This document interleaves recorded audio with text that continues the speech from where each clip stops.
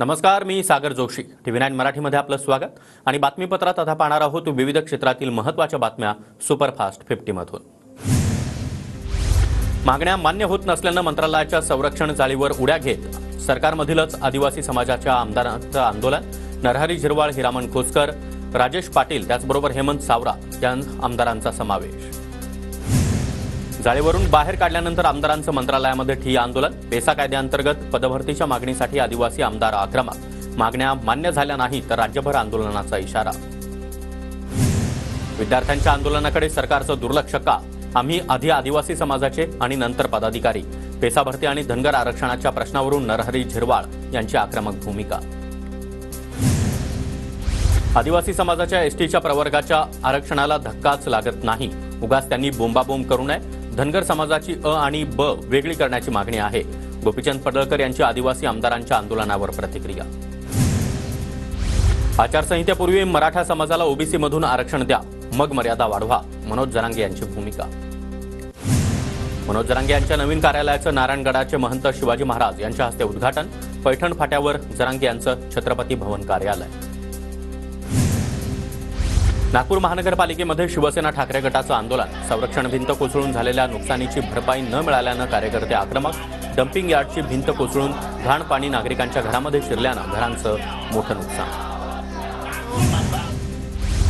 अहमदनगरच्या श्रीरामपूरमध्ये काँग्रेस पक्षाची अंतर्गत गटबाजी चव्हाट्यावर. इच्छुक उमेदवारांच्या मुलाखती सुरू असताना 2 गटामध्ये गोंधळ. लहू कानडे यांच्या विरोधामध्ये काँग्रेसच्या हेमंत ओगले या गटाकडून घोषणाबाजी. नांदेडमध्ये शिंदे गट आणि भाजपमध्ये बॅनरबाजी. मुख्यमंत्री शिंदेंचे मराठा सरदार तर फडणवीसांचे देवाभाऊ म्हणून बॅनर. फडणवीसांच्या बॅनरवरून अजित पवारांचा फोटो गायब. अकोल्यामध्ये लाडकी बहीणचे लाटलेले 9,000 रुपये लाडक्या 2 भावांनी परत केले. जिल्हा महिला बालविकास अधिकारी कार्यालयाकडे पैसे जमा केले.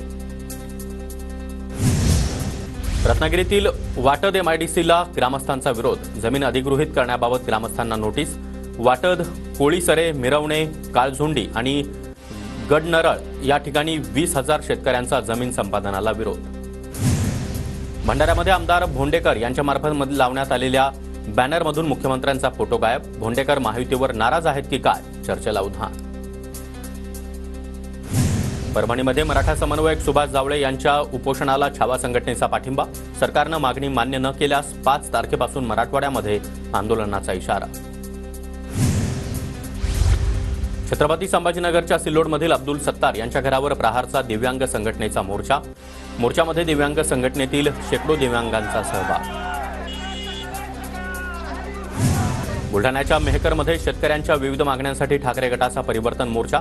नुकसान भरपाई देण्याची मागणी. जळगावच्या भडगावमध्ये ग्रामपंचायत कर्मचाऱ्यांकडून भीक मागो आंदोलन. कर्मचाऱ्यांच्या वेतनामध्ये वाढ करण्याची मागणी.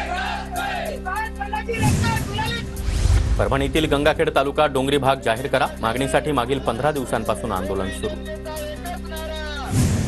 साताऱ्याच्या कराड नगरपालिकेच्या कर्मचाऱ्यांचं उपोषण 5व्या दिवशी मागे. माजी नगराध्यक्ष राजेंद्रसिंह यादव यांच्या मध्यस्थीनं उपोषण स्थगित. अनुकंपा तत्वावरील नोकरी मागणीसाठी सुरू होतं उपोषण. यंदा तामिनी घाटामध्ये रेकॉर्ड ब्रेक पावसाची नोंद. तर चेरापुंजीमध्ये बरसला देशातील 2ऱ्या क्रमांकाचा पाऊस. तामिनी घाटामध्ये यंदा 9,644 मिलीमीटर इतका पाऊस.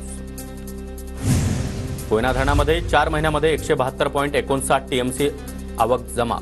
तर कोयना पाणलोट क्षेत्रामध्ये वार्षिक सरासरीच्या 125% पावसाची नोंद. शेतकरी महासन्मान निधी योजनेचे पैसे उद्या शेतकऱ्यांच्या खात्यामध्ये जमा होणार. पंतप्रधान नरेंद्र मोदी यांच्या हस्ते उद्या वाशिमच्या समारंभामधून रक्कम वितरित करण्यात येणार. लातूर जिल्ह्यातील 549 शेतकऱ्यांना कर्जमुक्ती योजनेचा फायदा. 1,55,00,000 रुपयांचा निधी वर्ग. हिंगोलीतील युवा विद्यार्थी असोसिएशनचे शिक्षणाधिकाऱ्यांना निवेदन.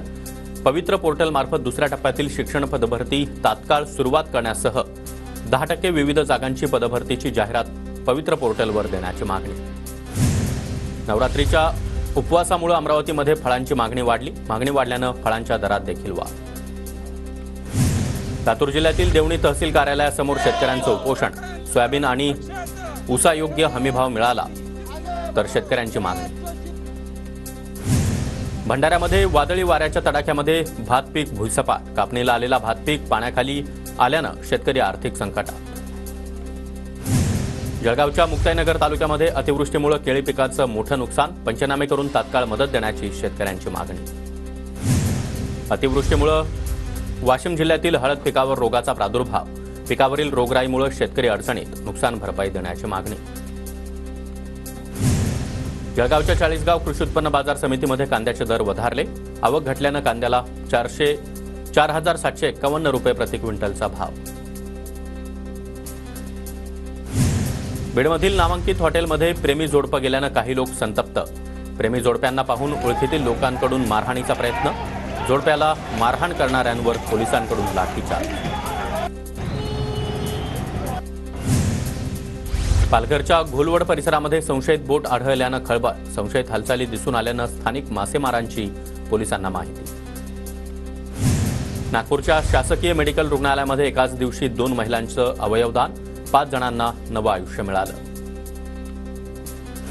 नाशिकच्या रेल्वे परेड ग्राउंडवर रेल्वे सुरक्षा बल दिवस साजरा, जवानांकडून विविध प्रात्यक्षिकं, कार्यक्रमाला केंद्रीय रेल्वे मंत्री अश्विनी वैष्णव यांची उपस्थिती।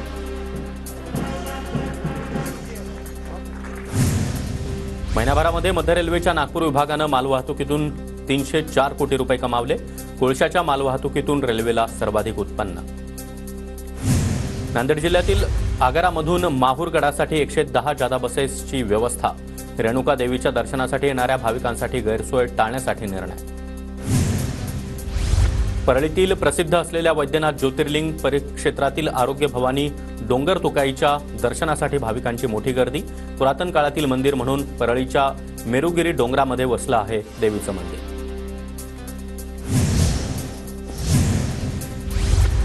कोल्हापूरच्या इचलकरंजीमधील कबनूरमध्ये शेअर मार्केटमध्ये डबल परताव्याच्या आमिषानं शेतकऱ्याची फसवणूक, शेतकऱ्याला 49 लाखांना गंडा, शिवाजीनगर पोलिसांकडून तपास सुरू।